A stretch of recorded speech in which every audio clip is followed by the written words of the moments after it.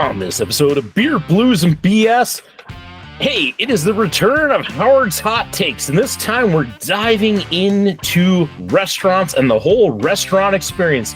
Get ready for tasty morsels, hot, like off the grill takes. Oh, what a great time to bring back Howard's Hot Takes, and what a great episode to do it, and with some great guests to do it with. So get ready for controversial takes, opinions, things that you can agree. And remember, if you have opinions on these things, hey, share them in the comments below. But, you know, until you do that, it's all right, because you're in a good place. Welcome to the show. It's Howard Blues and V. Mark Kidder. Pour a cold beverage, pull up a seat, enjoy time with friends. Triple B! Well, the Triple B sucks. Okay? Come on. Whatever, man. This is Beer, Blues, and BS. Online at beerbluesbs.com. Good evening, ladies and gentlemen, and welcome to Beer, Blues, and BS, the podcast that says, if you think it's greener on the other side, you need to go out and water your grass. I am your host, the living embodiment of Charlie Brown, Howard Blues, here, as always, with my co-host, the man, the myth, the legend, the guy who's gaming during the show. It is the Mark Kidder. Kidder, how you doing tonight? I'm trying to figure out what end of the grass is greener, because if your grass isn't greener, then why is it greener and you need to go out and water? Yeah, you don't make any sense either. So I'm happy to be here. Let's get this rolling, because it's already going downhill. How are you doing? I'm now confused, because that's kind of what I said in a much shorter version. Anyway, you're welcome. We're joined by some. That, you some. I've noticed in my absence, I noticed this phenomenon while editing. All it takes, it's this thing. If nobody swears, Kidder keeps it, like PG-13. If somebody swears, it opens the floodgates, and everybody then thinks it's acceptable. It's always acceptable to swear. Well, no, it's an amazing phenomenon. Once somebody does it first, then it's like, boom, it comes out, and everybody does it. How does that happen? I mean, like that. I've been drinking and I'm sleep deprived. Anyway, we should introduce our guests. Let's start with the one who was also confused by Kidder's statements. He's over on the East Coast still, probably waiting for that construction crew to finally be done. But it is the wise man of the Triple B, Doc. How you doing this evening? Doing well. And then now that you mention it, as I'm listening, I'm no longer hearing the jackhammer. So maybe they stop at 11:30. Maybe that's their cutoff. We'll see. Smoke break. We'll see. Oh, it's break. They'll be back in 10 minutes. Yeah, no, good to be back. Good to be back as always. So, all right, glad to have you. And joining us from Iowa is one Rudeboy Kyle. Kyle, how are you doing this evening? I'm doing all right. It's nice late spring, early summer evening, and gonna be heating up into the 80s and 90s here soon. So got some drinks to deal with the heat. Nice. Somebody who wishes he could drink to deal with the heat wherever in the world he is. That's right. Coming in once again from an undisclosed location. It's Big D. Big D. How's it where you are? I mean, you're not wrong, but hey, 115 degrees is nice and balmy. It's comfy, as long as the humidity is really low. Otherwise, I want to throw things. It's not the heat, but yep, that'll get you. It's the humidity. Somebody had to say it. You're not wrong. And always in the group. Yeah, always good to be here with the Stone Cold and Dude Love internet podcasting. Although one of y'all is more foul mouth than the other right now. So, Howard, I'm proud of you dropping the Effenheimer, because knowing that you're going to have to go back and edit that later, self-imposed wound. Yeah, I felt the need to say it. I watched a documentary on Karrion Kross during my absence, and it was a line that he said, because he was talking about how, people were asking him if he was going to stay with WWE or jump to a different company or that. And he said, that his life view was, if you're one of those people who thinks that, the grass is greener on the other side, you need to go out and water your grass. And so I'm like, that is a triple B entrance if I ever heard one. And so I held on to that one, knowing that I had to say it and do it justly. I was going to have to swear, and therefore I was creating more work for myself. But, that's what you get. How many times have you had to bleep yourself during everything there, Howie? Not much, because I know how much work it is when I do it. So I try not to. And there's only been there's once, I don't know if Kidder caught it. It was in a behind the curtain where he dropped it. I think it was 17 times. It was one of those where he did a whole little rhyming chanting thing. And he made a comment about how I wouldn't use it. And I did. And I did bleep everything out. It sounds really stupid, all bleeped out, but that's par for the course. That sounds Got like a potty mouth like a sailor. edit out of spite. Yeah. It happens sometimes. Speaking of spite, we need to quench that spite with something to drink. Howard! Ah, yes. That is the cue. I haven't forgotten, but it's time for me to say that we are at everybody's favorite segment on the show, and that is What's on Tap. And we'll start with Big D, because I think he's still just drinking coffee. But Big D, what you having? I finished my coffee, and spirit of staying hydrated out here where it's really, really I got some today's edition of Big D2O. Got some liquid IV. It's a powder mix. So you pop in some water. It's strawberry. My only real gripe with liquid IV is that it's just so damn sweet. There's 11 grams of sugar in here. It's tasty, but I generally don't eat breakfast. So I'm in very much a fasted state right now. So every time I have one of these, I'm afraid it's going to make me crash. Oh, good Lord. Like licking a giant Skittle. Sounds like what you need, Big D, is between every drink of that, you need a palate cleanser. May I recommend a shot of whiskey? You may, but damn it for you rubbing the knowing that I can't. Listen, it's a thing on this show, and nobody's said it in a while, so I thought I'd bring it back. I mean, you can do it as long as you don't get caught. Duly noted and disregarded. Not wrong there. 7:40 in the morning, though. That'd be just sad. No, because you can't drink all day if you don't start early. So get to it. Get to stepping.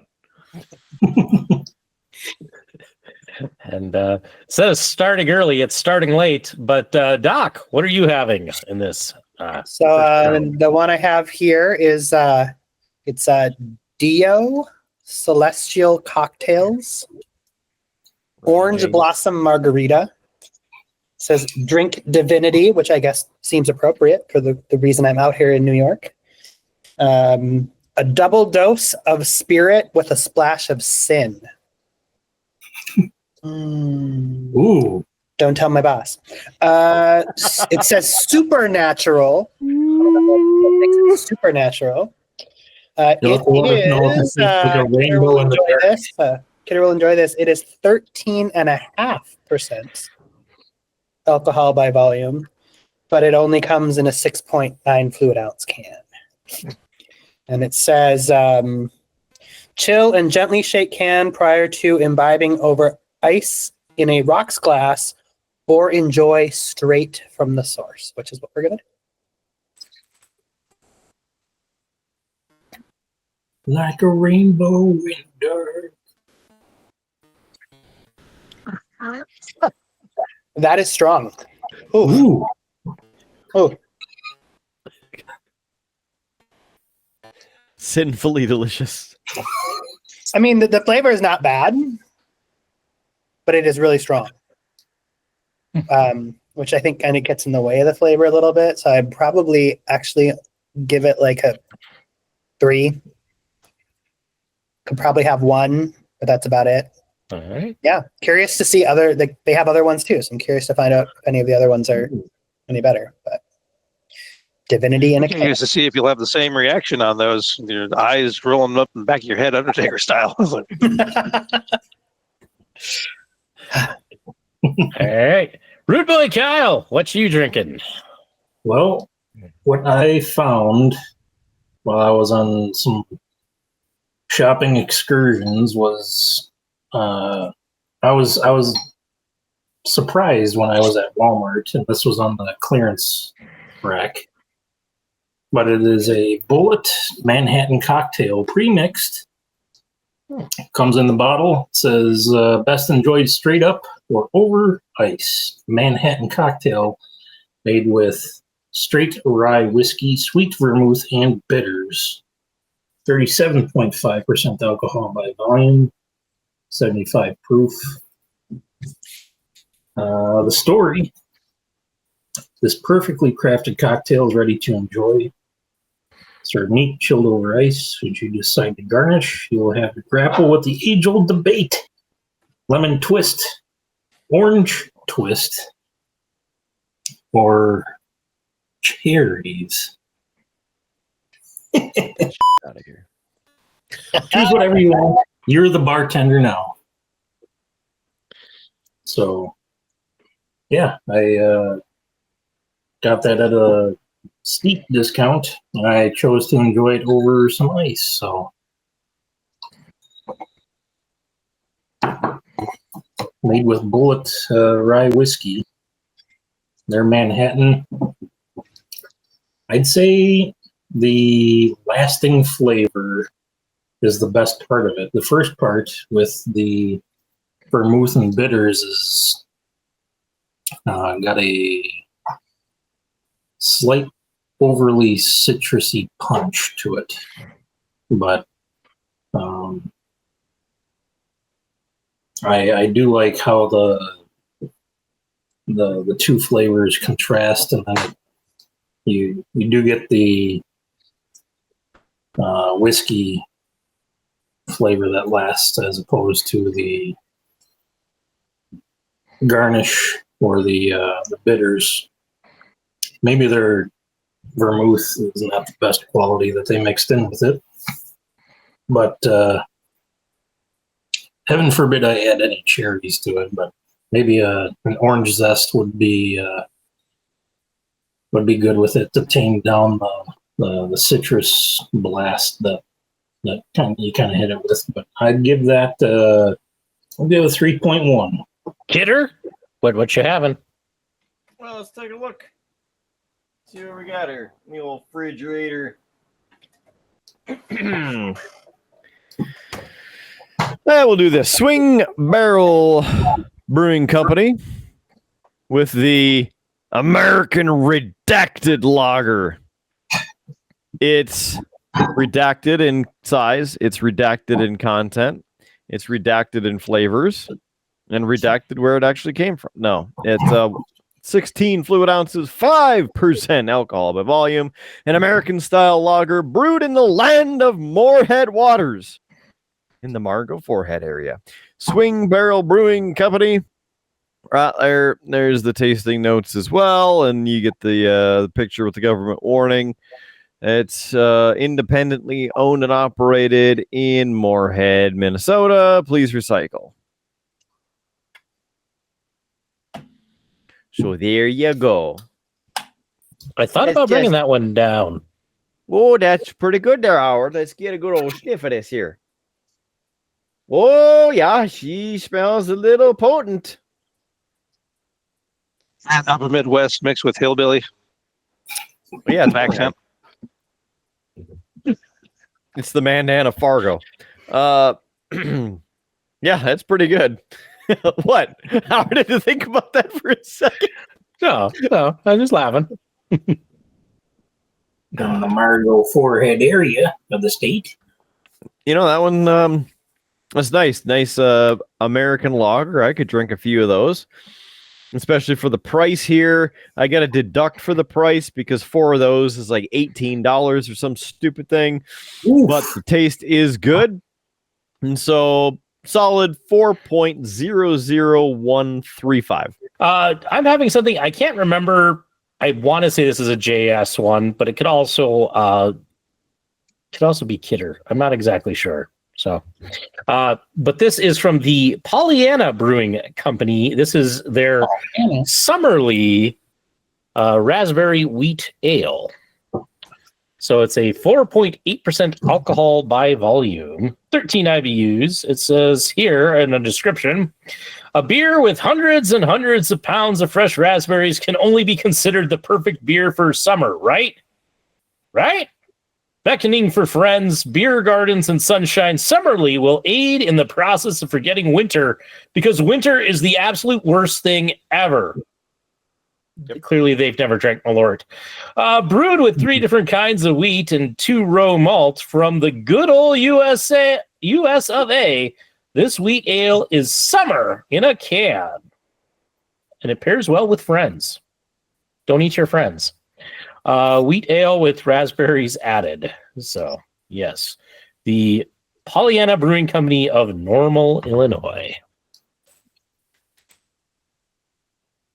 Very foamy beer. It's good to have lots of head. Yeah.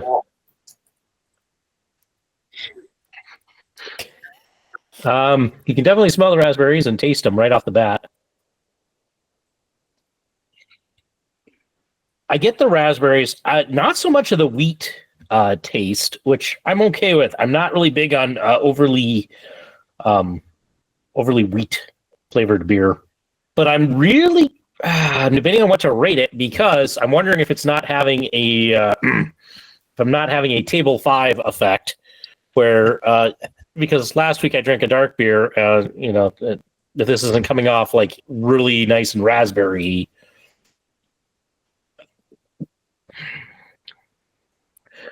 So I think I'm going to rate this probably like a 3.2, kind of keep it at that average range. Because it's not bad, and I'm going to enjoy it.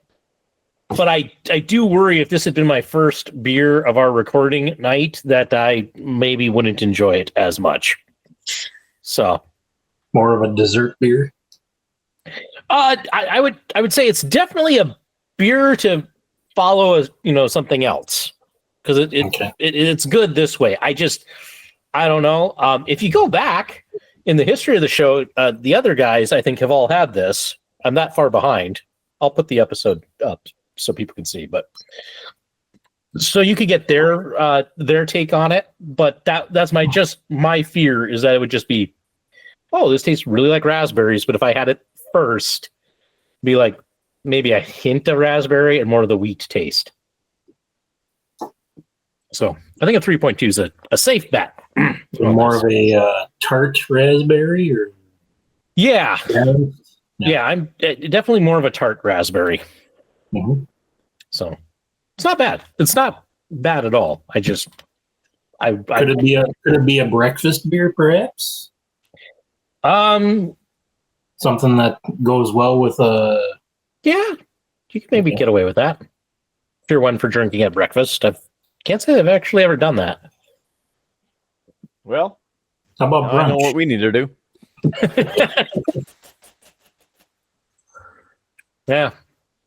I don't know. I'm not as big of a drinker as my co-host is. So like I usually only think about drinking like in the evening and not at like breakfast or brunch.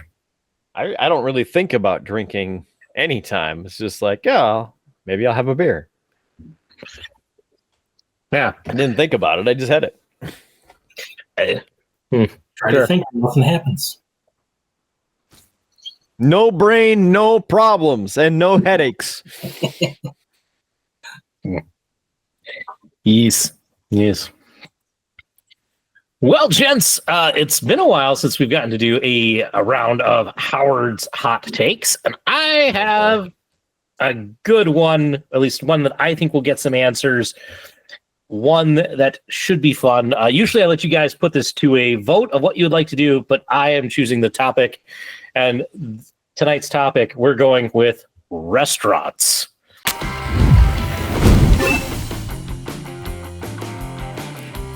So a little bit of food, kind of for thought. It should be good. For the audience, if you have never been around when we have done one of these, it's a pretty simple thing. I have 5 questions. They're made to elicit a hot take.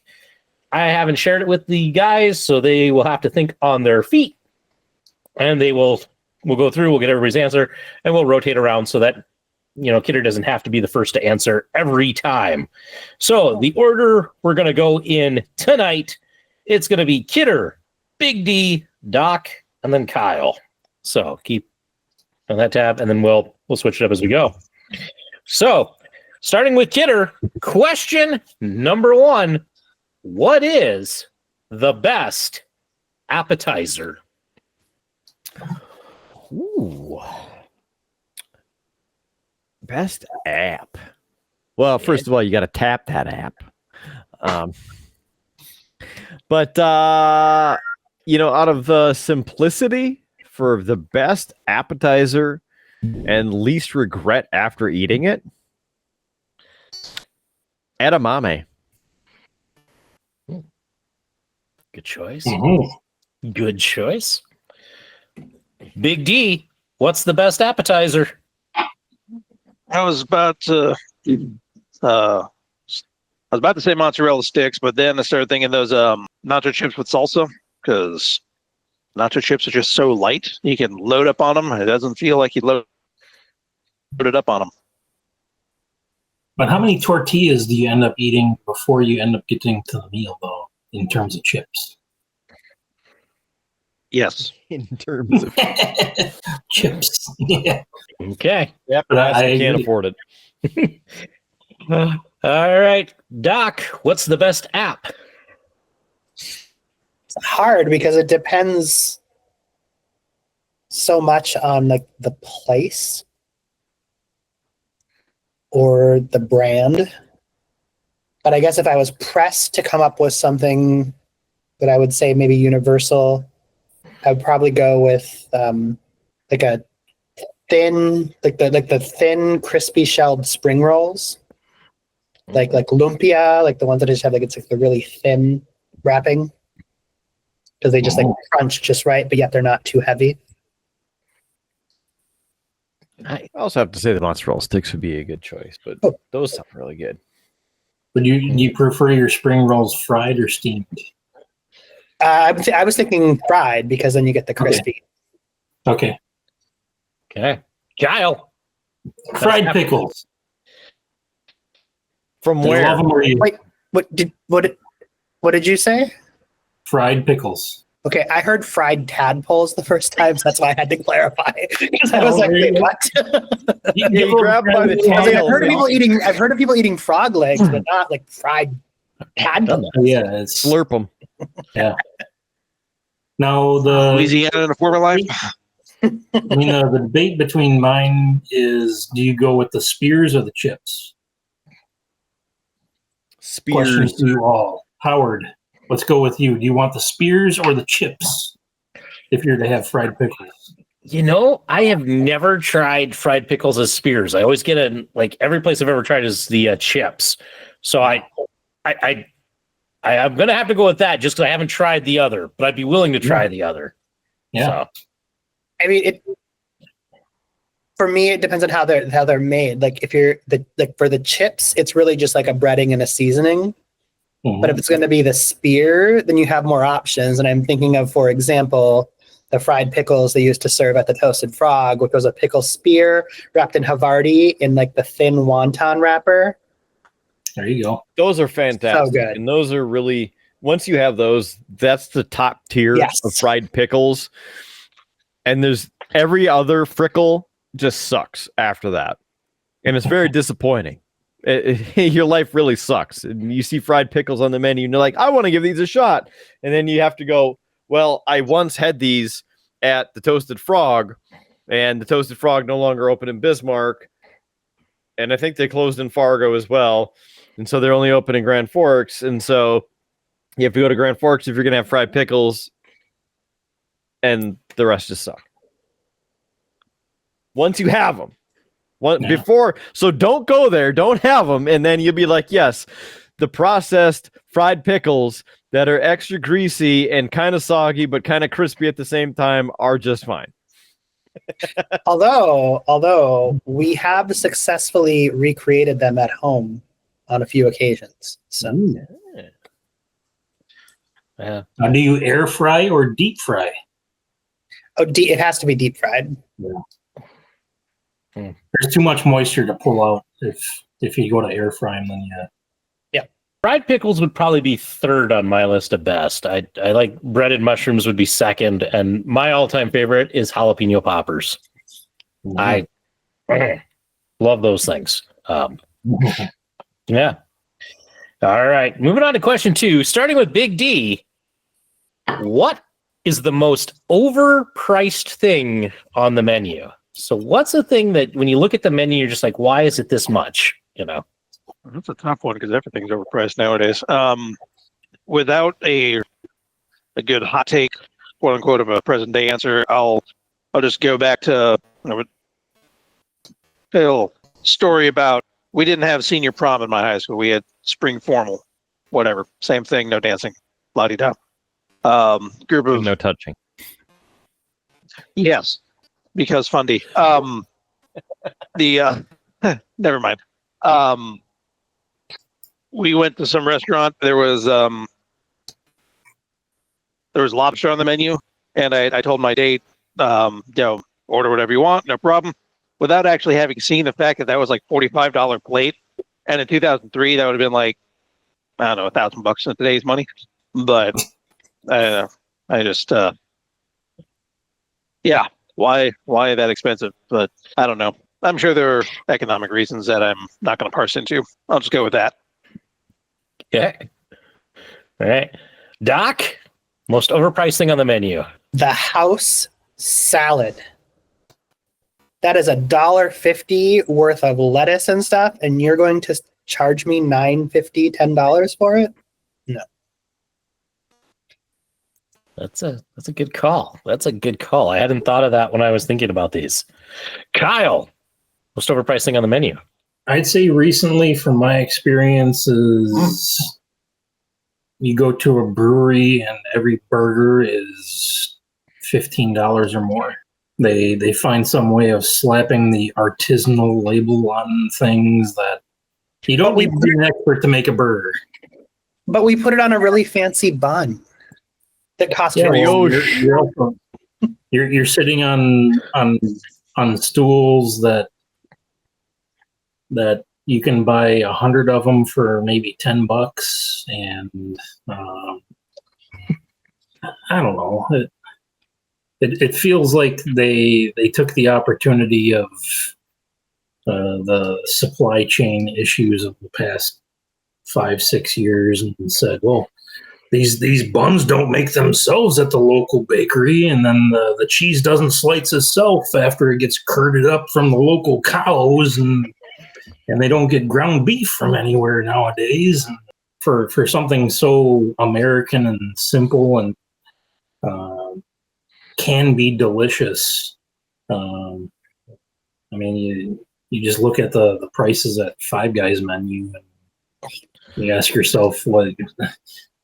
Yeah, you're getting a good amount of potatoes in your fries order, and you're getting a pretty decent burger, but you're shelling out for it.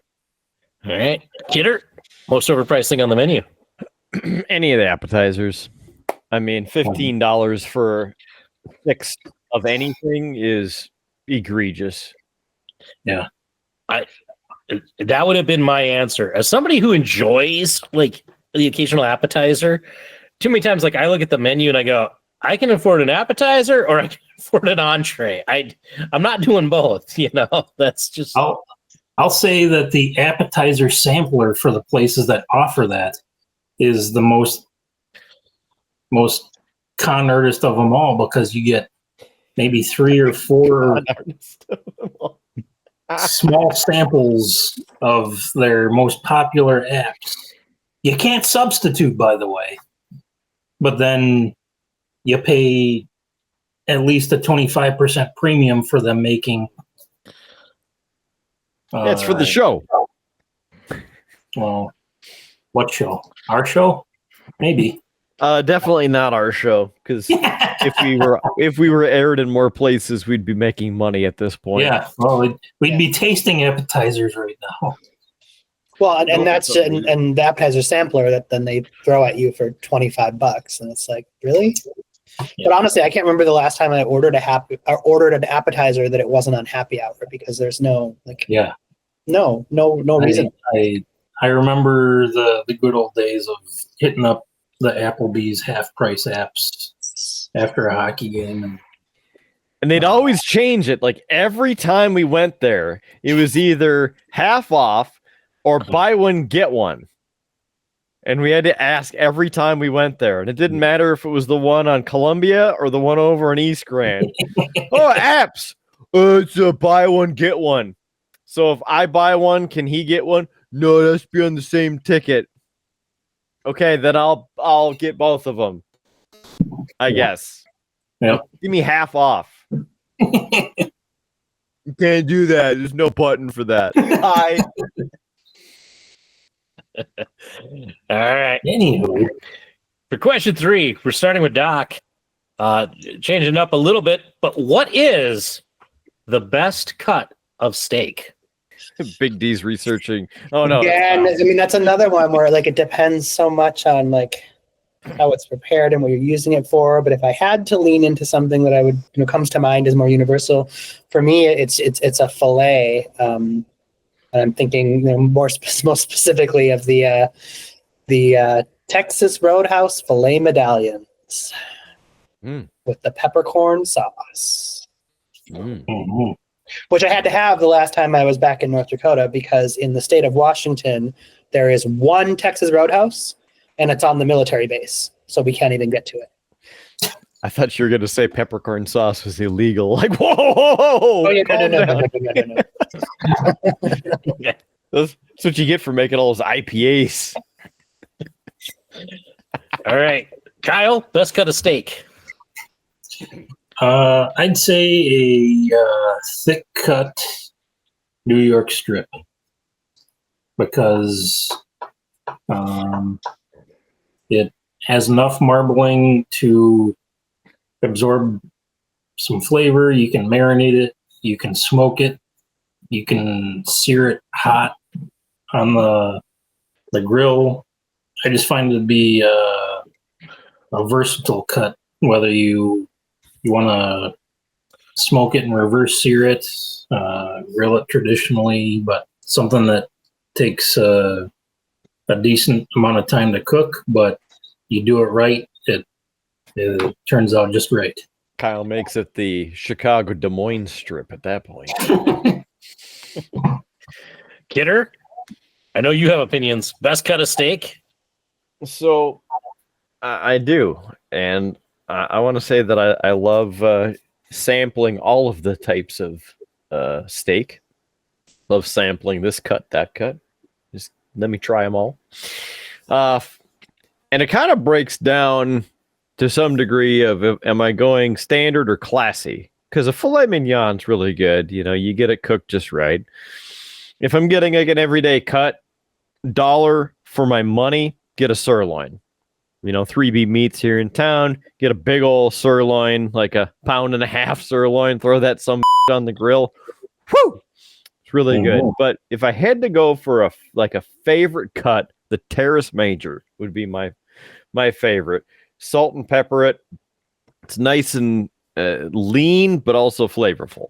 Big D, favorite cut of steak? Brazilian, because I will go to a Brazilian steakhouse and eat all damn night. So I know it's technically not an answer, but that's what I'm going with. I mean, listen, basically any of the beef that's served.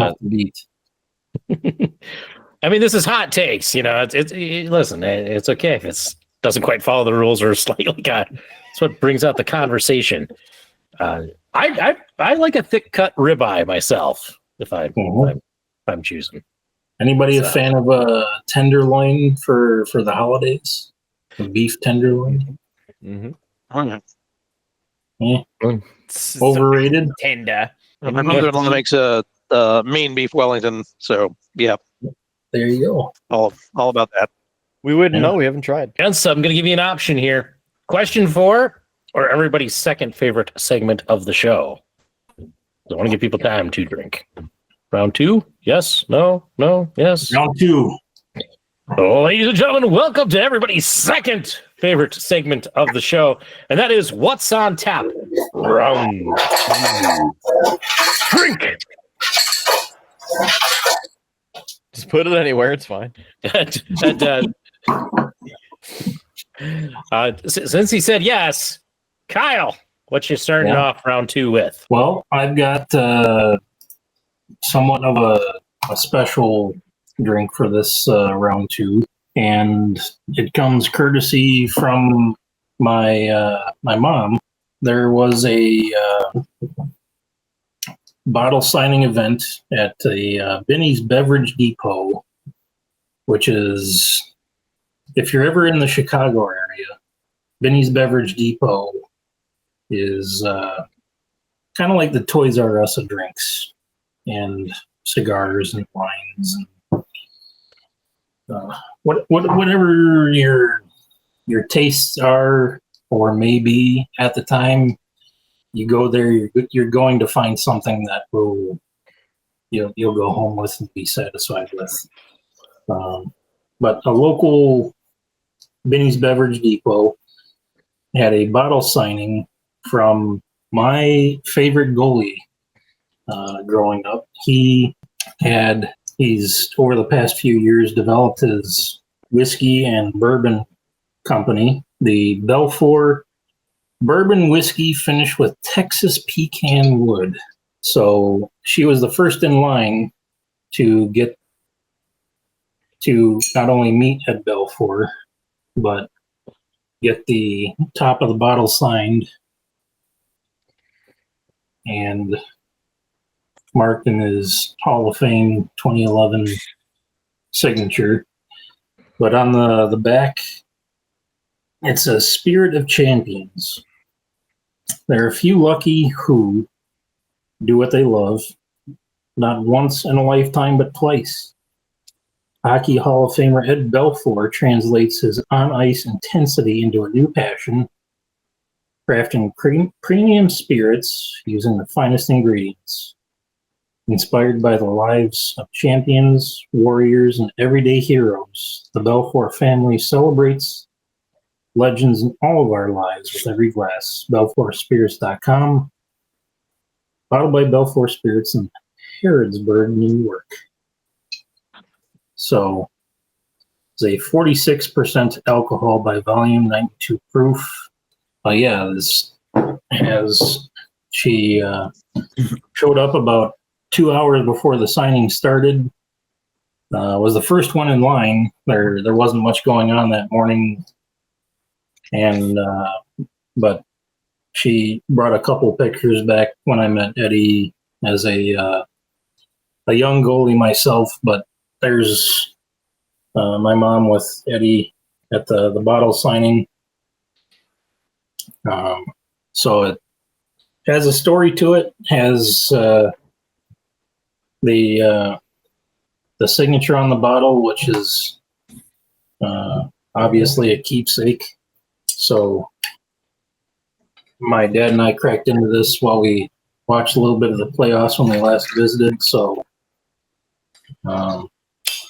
it's not too often you get to meet one of your idols growing up, but later on when they make their own spirits and it's ends up being mighty tasty. It's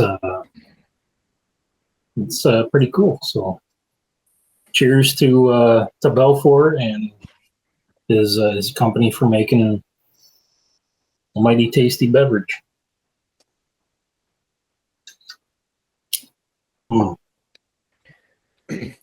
Gotta say, Rude Boy, it's sad that you went because had I known that she was going, I could have sent these over there, get these bad boys autographed too. Yeah, well, it's I was glad she decided on this bottle of choice. It's I still have the bottle that you gave me, Mark, and this Texas pecan wood finished bourbon whiskey is top notch. And since he was my favorite goalie growing up, and I do have to give that a 5 out of 5 because it is mighty delicious. The pecan is not overpowering. The bourbon whiskey mix is just right, and it goes good over ice. Goes good by itself. I have tried it with a splash of Coke involved, and not as awesome as others because I don't know if the pecan interacts well with the Coke, but it's I'd say that is a perfect beverage to polish off the night. Doc, what are you having, if anything? I have. What am I doing? I have the Cutwater Strawberry Margarita. It is a margarita made from Cutwater tequila, triple sec, and strawberry juice. It has a strawberry twist with real tequila, 10% alcohol by volume. How do you twist the strawberry? Like this, I guess. Oh. If you have to ask, you can't afford it. And if you can't afford it, you should avoid it, based on that brow. Yeah. Yeah, there's it's water with a hint of strawberry and a hint of tequila. Mm. But it tastes like mostly water. Table 3.5. But it claims to still be 10% alcohol by volume. It'll get you drunk. I'd probably give it like a 1.5 out of 5. Mm. Ooh. And then it ended up being the biggest of the ones that I have. So here we go. Ouch. That'll last me the rest of the show because it's not going to go down very quickly. Big D, you having anything else out in your undisclosed bunker? You know? Another round of Big D2O, just a bottle of water with some Himalayan sea salt. Not too exciting. But Doc, I think the problem was your strawberry margarita, it was too dignified, so therefore it was not going to taste that great. What you needed was a couple years, that strawberryita that I busted out a couple years ago. Yeah. Juice. Strawberry juice. No juice. No juice. No juice. I'll tell you. Only once and never again. Yep. All right, no blue. juice. No juice. My favorite strawberry flavored beverage is the Bacardi frozen strawberry daiquiris. Those are amazing. It calls for a half can of rum, but you fill it to the top. To the top. I heard the cream rises to the top. To the top. Kidder, Yeah. what are you having? Or are you passing on round 2? Well, I never want to pass. I'm still drinking. So I finished my pint before you finished yours? Oh, no. Mark the calendars! Slowest drinker in the West. Blacker! I've been savoring the flavor of this, and I'm busy with flashing lights. So, Well, allow me to hop in then with round 2 here. I am going to the Bismarck Distillery. This one I know I got from Kidder. This is the Vodka Cran. From real cranberry concentrate, vodka, and a touch of lime juice. Drink what you like. It is 7% alcohol by volume. And yeah, not much else to report. I think this one got high marks. I'm trying to remember which one out of these Bismarck distilleries did not get high marks. You can smell the cranberry. Real cranberry juice, though. Is it ocean spray? 100% juice. This is all right. I'm not a huge fan of vodka cranberry normally as a flavored drink. The vodka's kind of, or the whole drink is kind of on the weak side. Like it tastes surprisingly watery. Too thin. But it's healthy because cranberry juice is good for you. That's good. Good to know that this is going to keep me alive longer. It's a It helps prevent postbiotic. UTIs, so you know. It's not a prebiotic or a probiotic. It's a postbiotic. Oh, I will say, and it could be the fact that it's following this. The cranberry, it's there, but it's not a lot of sweet, but it's also not as tart as this was. This was more tart than this. Got a splash of that can to add to it? No. Worth a try. Yeah. Sorry. Yeah. I think I'm going to give this a 2.8. It's not terrible, but I don't know that I'd drink another one. So, there you go. That brings us through the end of What's on Tap, round 2. And back to Howard's Hot Takes. Question 4, going to Kyle right off the bat.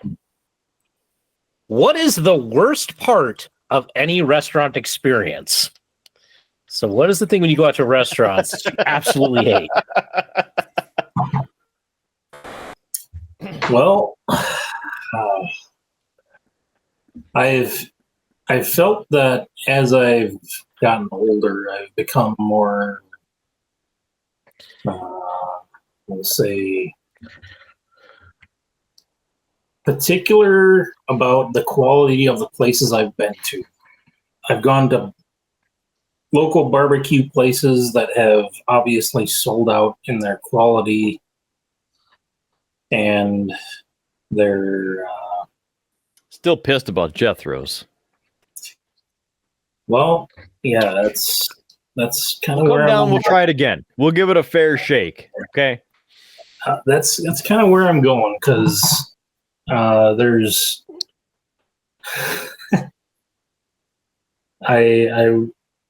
my birthday is in early January, and we'll just say sometimes getting people together just after not only Christmas but the New Year holidays is a chore. But when you do get people together and then you find a place that's open early January that you've gone to and patronized for many years on occasion, you think that they're going to have their full menu. So we go to this barbecue place. You know what I mean? And they used to have the tall kind of laminated menus that not only have one side but another side. And then there's a second page that has front side and back side. And we sit down, and there's just a non-laminated single 8.5 by 11 sheet that is the menu. And I ask them, like, is this the full menu, or is this seasonal, or is this? Did you forget part of the menu? Is this the insert that's just the specials kind of thing? They say, well, this is seasonal because we're having supply chain and staffing issues and all this, and it's just like, you know what? I'd say it's a tie between that and the places that do not tell you that they pass along the credit card surcharge that they apparently can't absorb. Because they'll give you a cash discount price and then a non-cash price after you've completed the meal. Not everybody carries cash these days. So I'd say it's the bait and switch menu from your previous experience and the places that upcharge or pass along their operating expenses, not through a food item or pricing normally. So it's, yeah. Okay. Kidder. First restaurant experience. Well, of course, the bill. That is the worst when you actually have to pay. The credit card fees are up there too. You know, it's 2%. So on $100 bill or tab, 2%, you're paying $2. And if you are operating a restaurant and you don't already add that into your food beverage cost, you shouldn't be running a restaurant. So let's just say that. But as the hot take part of it, I would have to feel the worst part of the restaurant experience is when you order something and it doesn't come out, correctly or as you would expect. It's good. Good call. Good call. Big Especially D. if your server doesn't write down the stuff like the one always notoriously did at Ground Round and Grand Forks, and then we knew our orders were good. Our whole tab would get screwed up. Yes. Big D. Worst part of any restaurant experience? This is not a knock on wait staff, but the wait staff can make it or break it. And I'm not asking for any royal treatment by any stretch. But if they're clearly in a bad mood, if they're having a bad day, they're not checking the attitude at the door, then that can kind of put a damper on thinking, what do you want?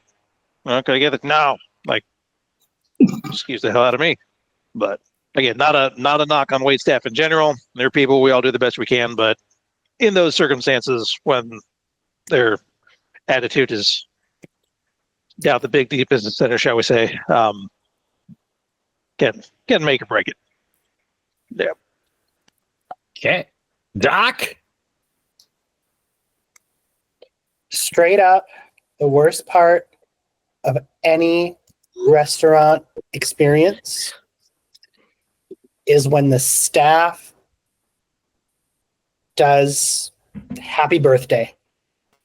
And not just for me, but if I'm in the restaurant, and they do it for anybody, because it is always cheesy, it is awkward, it is disruptive, it is unnecessary. I hope you're here for your birthday. I'm taking you to Texas Roadhouse so you can sit down. Oh no. Time! Because they no, I'm not doing it because like they No. It was done to me one time at Applebee's, and they like brought me a balloon and everything, and I was like, never again.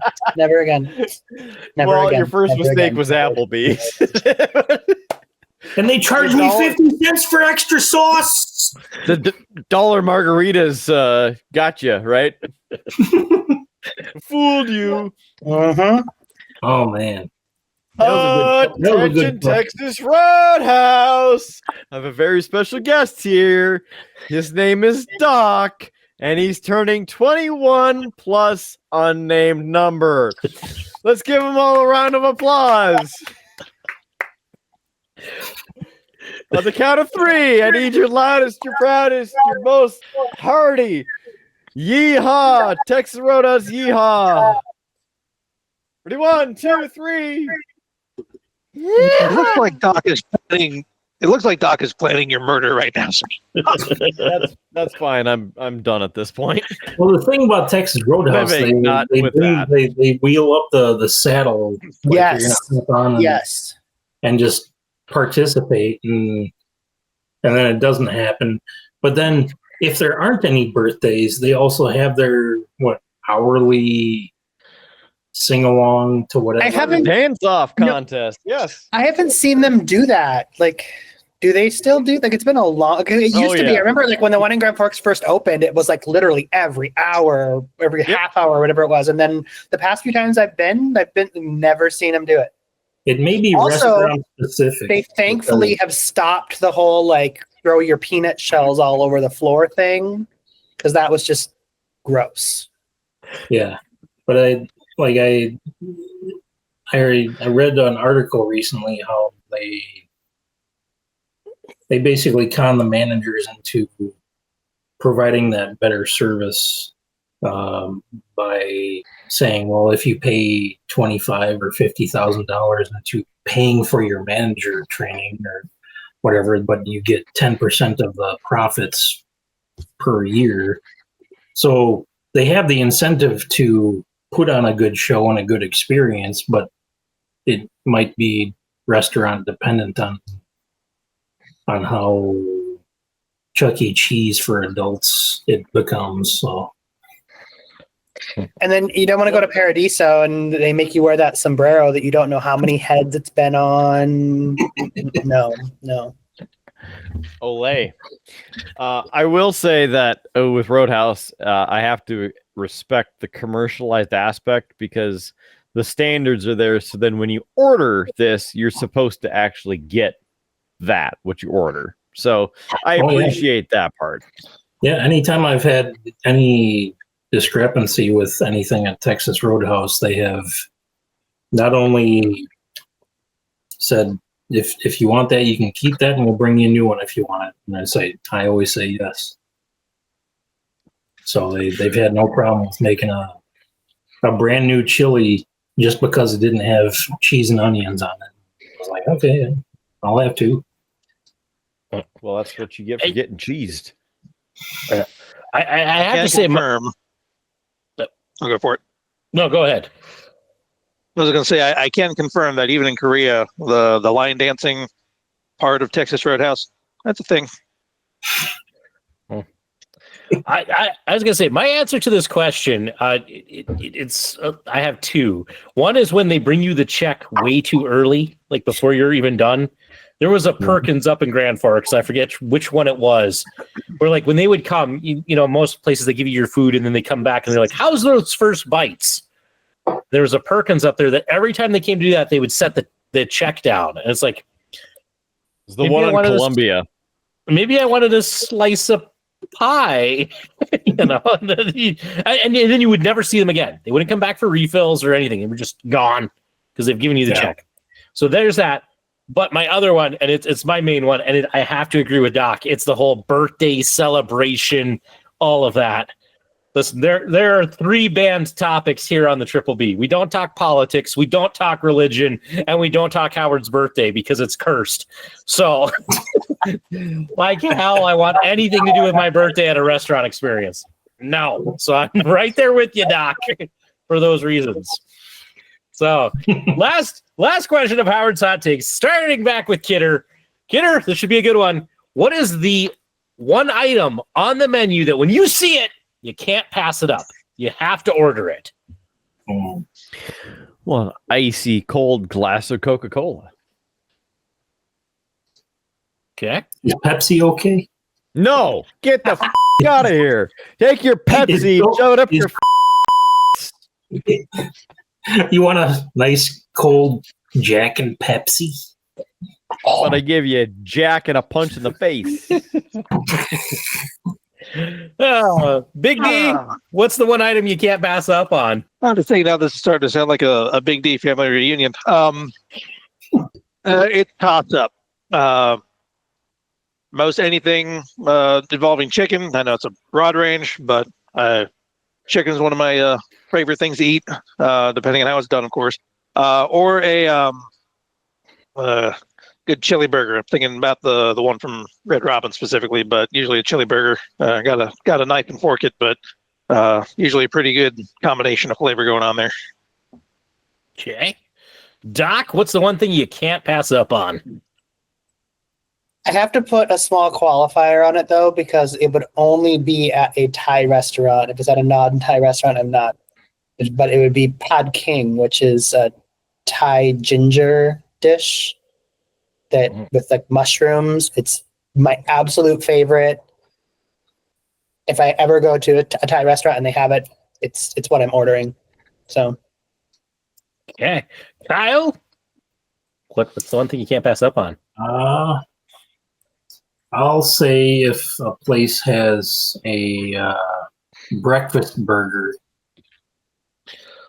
I might give that a try. Like the fried egg, cheese, bacon. Yeah, it's might be worth a try. Hard to mess that up.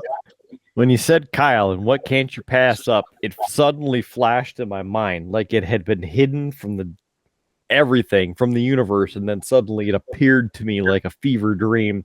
What I cannot pass up is free shots at Sakari. That's what. Oh. Yeah. all you gotta do is say hi to the owner. Yeah. Yeah, you cannot pass up a free shot at Sakari. Because you guys were at Metallica. I was there too. You guys want some shots?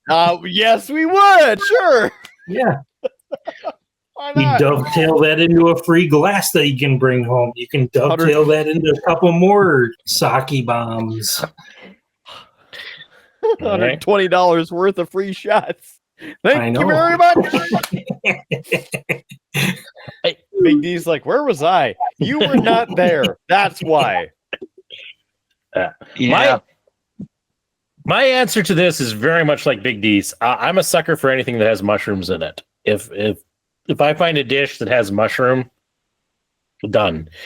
Unless it's a Mexican restaurant, then it's chili relleno. I love that stuff. It's good. But that, gentlemen, brings us to the end of Howard's hot takes, which took up most of the episode. But that's okay, because I think there were some great hot takes in there. It's like we went to Taco Bell. It's pretty hot. Yeah, it's good. It was good. Exactly what I was hoping the return of Howard's hot takes would be. And hey, Kidder, I got one more thing to wrap up this episode with. I found a graphic, and I know we've talked about this a little bit, but you have to blur it. No, you always like to bring up all of the WWE releases when they happen. And I found a graphic that does an excellent job of showing us everybody who's been released in 2025. oh, Which was great because there's been some names who I haven't recognized. But Google, Gemini and Drive doesn't support image files. Shucks. But take a look at this graphic, Kidder. There's everybody's been released. Any you notice anything about it? Carmella is a dude.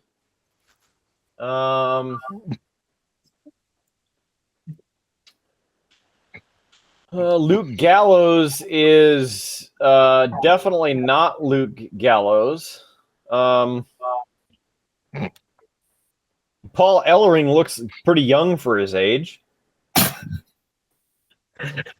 Shayna, I mean, that could be Shayna Baszler, but it could also just be some random girl. That is a terrible photo. Why did you pull it off of Facebook? Why? Because here's what actually this is, Kidder. This was off of a site reporting it as news. This is AI generated. So they just asked AI to generate a graphic that showed everybody who had been released from WWE. And this was the best that they got. And you are correct. There are mistakes if you look closely. Like it's saying that Carmella is a guy. So yeah, I was in favors. Yeah, it's pretty bad, and because of that, it's like I have to share this because it's Giovanni Vinci doesn't even look Italian. Hey, it looks like if you take Duke Hudson and Luke Gallows and combine them together, you get Razor. And with a little bit of Carl Anderson thrown in. Yeah. You take those three, merge them together, and you get him. Yeah. So I just had to share. We're all a little bit too shiny to me. Yeah. And You don't have enough baby oil. and on that AI fail, Kidder, we've been talking for quite a while. It's time we wrap this up with some cheap plugs. Yeah, we should probably get on here. Facebook and Instagram, follow us, like us, please share, comment. We want to hear from you. Join us there because that is where you can sound off and let us know the questions that we've asked. What are your answers? We want to hear from you. Also, please share it with your friends because sharing is caring. Also, buying stuff helps us to continue this show for another week. So that would be fantastic if you could help us. As little as $1 a month helps to save and quench the thirst of a thirsty podcast host whose empties are wallets are empty. All of the above.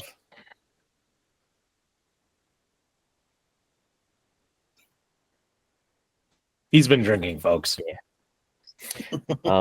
I'd say I need to go home because it's about that time, but thankfully I'm already here. Buy stuff, like us, streamlabs.com/beardbluesbs for all of that. Otherwise, yeah, just like all the places in the show and things and watch us or listen to this. Final thoughts, Big D. Sort of chaotic episode, but if today taught us anything, it's that you can absolutely survive chaos as long as you bring alcohol, sarcasm, and cherries for Kidder. So go for it. Shut up, Kidder. Go for it. Go be somewhere. Mildly productive. And remember, if you can't be a good example, you can be a good cautionary tale. That is all. Probably why Big D is no longer allowed around kids. Let's go over to Doc.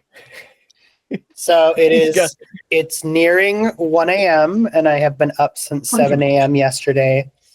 So I don't know that I have the words. So I will go with the fortune from my fortune cookie for dinner. No. I should have known better because it says you have exquisite taste. That's not wisdom. But I should have known better because it's Panda Express. And one time my fortune from there said, you need to step up your workout routine. And I said, thank you, Panda Express, for calling me fat. I'm never going to eat your food again. So I'll go with one of our students today gave me this little card when I left and I haven't opened it yet. It's a mindful moment. So I'll just open up and read what it says. What matters is that you continue to believe that regardless of what happens, you will be able to get up on your feet again and continue to evolve. This is where freedom lies. I'll leave you with that. Rise to that. Okay. Over to Lazy Goalie down in Des Moines way. Yeah, it's been a while since I've been on the show for the past couple weeks, but it's awesome to be back.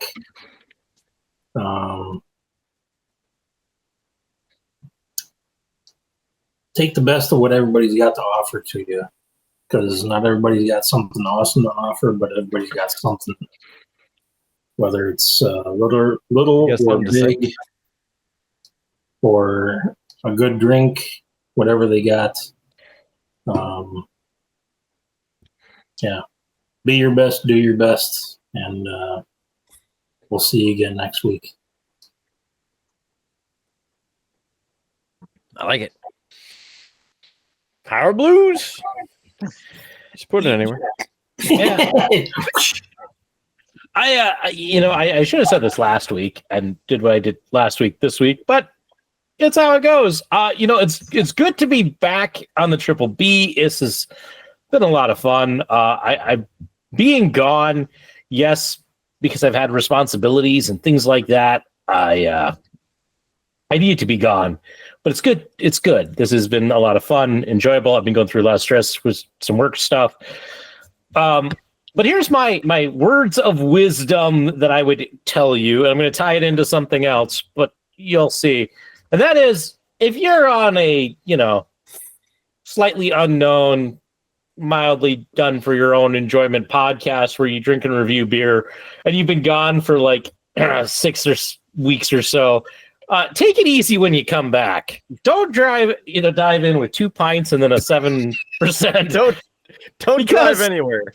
Because I still got to get up 3 flights of stairs to get to bed tonight. And you should always remember one of the Triple B's many sayings, don't drink in stairs. This is going to be a challenge tonight, folks. But it's good to be back. One step at a time, Howie. Yeah. Careful, he might go in reverse. Hey, with that, we got to get the hell on out of here. So thanks to Howard Blues for stumbling his way back in and, well, not able to get up. Also, it gets worse when you get up. Just don't forget that. Big D from phoning in and getting the satellites positioned so we can have this conversation. Of course, Doc for bringing the knowledge straight out east and in New York sort of way. And speaking of Chi-Town via Des Moines, lazy goalie. Thanks, Rude Boy, for being here. I'm still Mark Kidder. We appreciate you being here with us every time for Beer, Blues, and BS. Until the next time, keep your glass at least half full. There's free beer tomorrow, and we'll catch you down that non-stair-filled Tuscan highway. Have a good one. Have a great one. And, well, you know what? We'll see you on the next episode of Beer, Blues, and BS.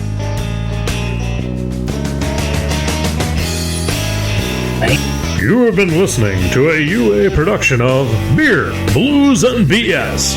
If you enjoyed the show, help others find out about it by rating the show or leaving a review at your podcast listening service of choice. Thanks for listening, and may your glass never be empty.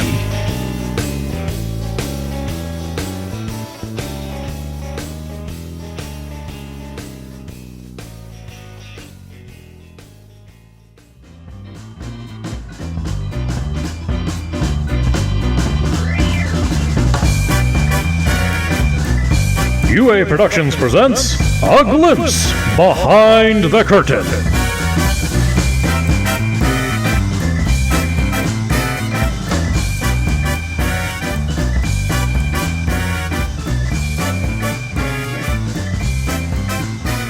Damn.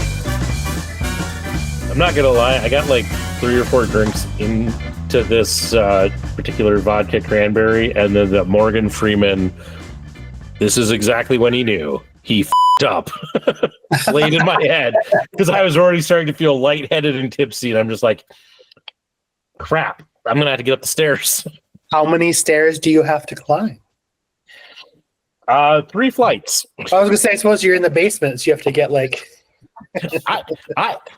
Curtis, I've never given you the full tour of my place. I'm in the cave. So I have 2 basements in my house. Oh, so you're in like the sub-basement. Yeah. Oh. so if I get up this flight of stairs, I'm in the basement. I got to go up another flight to get to the main level, and then a 3rd flight to get up to where my bedroom is.